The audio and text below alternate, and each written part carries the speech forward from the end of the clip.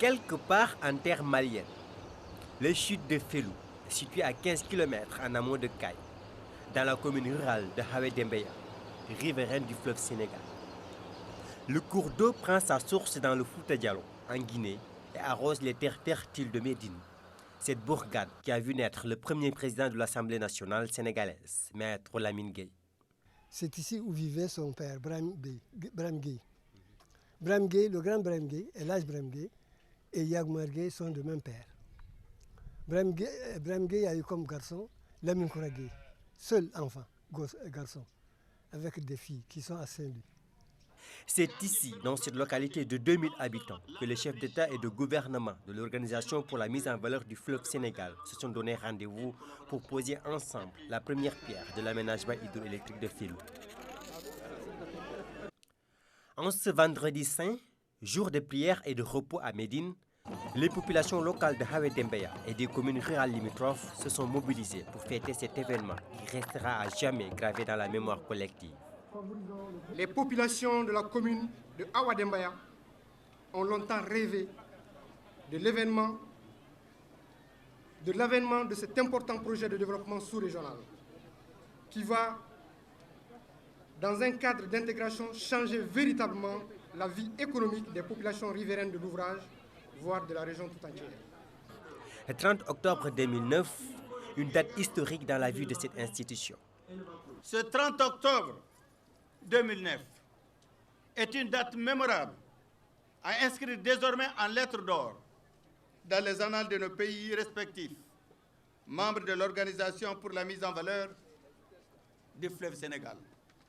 En effet, poser la première pierre d'un barrage hydroélectrique, lancer la navigation inter-État, protéger la santé de nos populations, préserver l'environnement de nos pays. Tout cela en un seul et même jour. Les mots sont assurément faibles pour décrire ce jour exceptionnel et mémorable. Après les barrages anti-sel de Diama au Sénégal et hydroélectriques de Manantali au Mali, d'une capacité de 200 MW, l'OMVS vient de poser un autre acte. Aujourd'hui, nous venons de poser la première pierre du barrage de Fellou en compagnie de mon frère, le président Abdelaziz. Cérémonie présidée par mon jeune frère, empereur adjoint,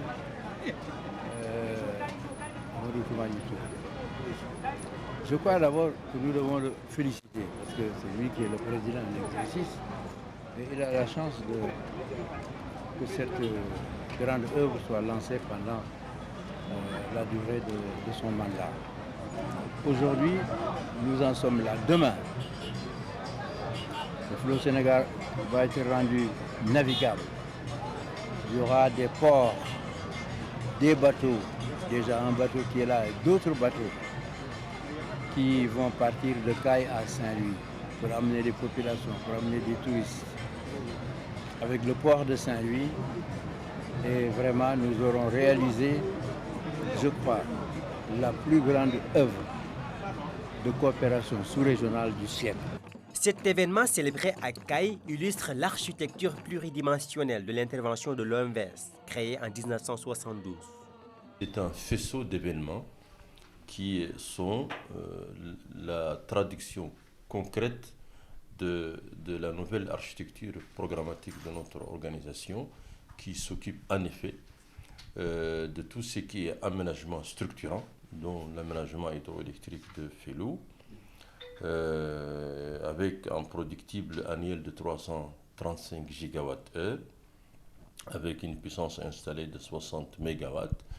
Le retour de la Guinée au sein de cette institution, l'acquisition des deux bateaux, le Bafing et le Bakoy, pour assurer le suivi et le contrôle de l'eau dans le bassin du fleuve Sénégal, et la pose de la première pierre de Fellou traduisent la volonté des autorités politiques de cette institution de passer de l'ère d'aménagement à celle du management concerté.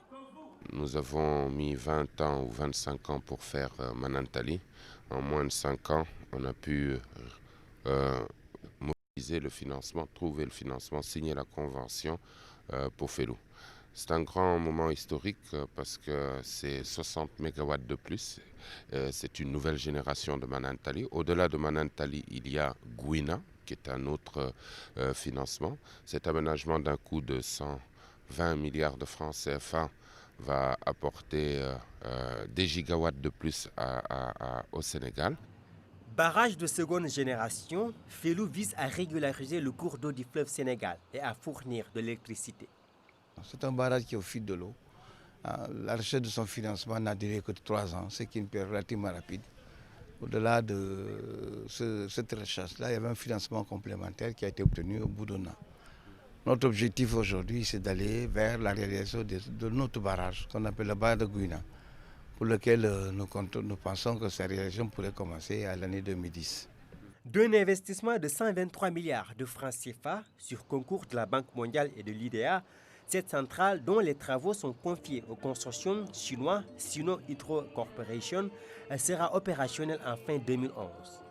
La durée des travaux, c'est 38 mois à partir du démarrage.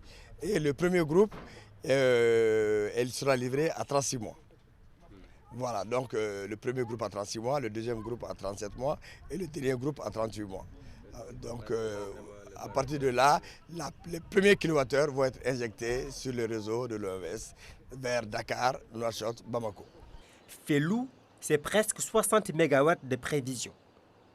Au vu des besoins des États membres, cette puissance semble faible, mais elle reste tout de même avantageuse pour Sénélec. C'est déjà une augmentation de capacité. C'est dans la prévision de la réalisation du plan d'investissement de Sénélec, une centrale qui viendra augmenter la capacité de notre système électrique, donc une meilleure satisfaction de la demande. Les attentes pour les consommateurs, dès lors, peuvent être bien sûr la réduction de la facture. L'incidence de la production de cette centrale dont on vient de poser la première pierre sera donc une incidence très positive parce que ça aidera à réduire les coûts de revient de Sénélec et en incidence le coût de cession vers les consommateurs. La cérémonie de Caille marque également le coup d'envoi de l'offensive santé de l'OMS. Cette campagne de distribution de moustiquaires imprégnés vise à protéger 9 millions de personnes du paludisme, une maladie liée à l'eau. La construction des barrages de Diama et de Manantali a considérablement modifié l'écologie dans le bassin du fleuve Sénégal. La présence permanente d'eau douce favorise la prolifération des moustiques, comme c'est le cas ici, à Caille. Sous le pont de l'intégration qui relie Dakar et Bamako, axe vital pour les populations locales et pour le renforcement des échanges commerciaux entre le Sénégal et le Mali. Sur la rive gauche du fleuve Sénégal se mènent diverses activités de production. Le rejet des eaux usées à proximité du pont met en danger la santé des riverains qui utilisent le fleuve pour des besoins quotidiens. Malheureusement, ces berges sont de plus en plus menacées d'érosion hydrique et de dégradation. Voilà qui justifie le lancement des travaux de restauration et de protection des berges du fleuve Sénégal à Caille. Ces travaux consistent à construire des cordons pierreux et à reboiser les rives des cours d'eau et les abords des villages. L'enjeu de ces travaux est très important. Au-delà de la restauration de l'environnement, il marque la volonté des autorités politiques de l'OMVS d'agir. Aujourd'hui, sur le fleuve Sénégal, c'est devenu une réalité de pouvoir naviguer sur le fleuve. Et tout ceci nous amène à dire que l'histoire est en train de s'écrire pour une nouvelle génération, pour les générations futures. Et ceci, on est fiers d'en faire partie. En faire partie sous l'égide, en tout cas, des grands hommes qui l'ont poussé, le président Abdoulaye Wade, le président de la conférence des chefs d'État, M. Amadou Toumani Touré, et ceci, en tout cas, nous ravit beaucoup. La cérémonie de la pose de la première pierre de l'aménagement hydroélectrique de Fellou traduit la conviction profonde de ses gouvernants de porter une ambition collective. L'OMVS, c'est d'abord les chefs d'État qui même nous ont donné les orientations. Le président de la conférence des chefs d'État, en accord avec son grand frère, le président Wade, et aujourd'hui le président Aziz, ont tracé la voie. Et nous, les ministres, nous ne pouvons que nous inscrire dans cette voie tracée par nos chefs d'État et qui au-delà de leur vision, travaillent pour les générations futures. Sous ce pont de Caille, la ville la plus sénégalaise du Mali continuera à couler paisiblement l'eau du fleuve Sénégal, symbole vivant d'une communauté ayant le même destin, celui de vivre ensemble et de partager cette ressource précieuse.